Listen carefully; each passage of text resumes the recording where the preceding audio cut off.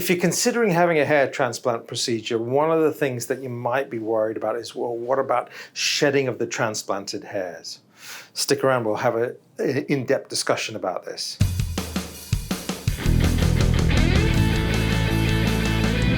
Hi everyone, welcome back to the show. So people are quite commonly worried when they're booking themselves in for having a hair transplant procedure. Well, what if we shed or lose the transplanted hairs? And so I wanted to unpack this a little bit more because I think it's kind of an open-ended question in the sense that it depends on what you're actually talking about. If we're talking about the short-term shedding of the hairs, well, that does happen. Certainly if you're transplanting hairs into an area, within the first month, some of those hairs will fall out. That is perfectly normal.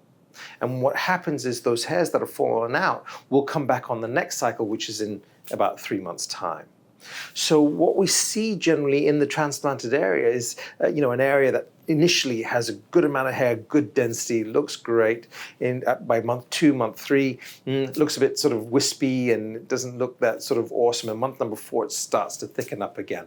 And just the density just increases over the course of the next few months until you get to that end point at about sort of 10 to 12 months. So there is going to be some degree of shedding. Not every hair that is transplanted falls out, but certainly in the first month, some of those hairs do fall out, and that's perfectly normal. So just be reassured and understand that.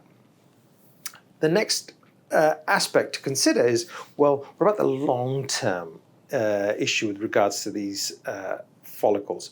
Will I lose those follicles?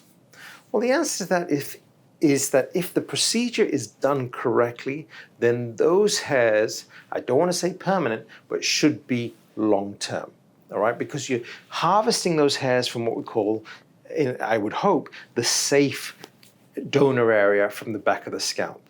So all things being equal, you should not lose those hairs, all right? They should last long-term. And so if the procedure is done properly, then those hairs should be there for almost on a permanent basis. So I hope you found that useful. Thanks again for watching, and we'll see you on the next episode.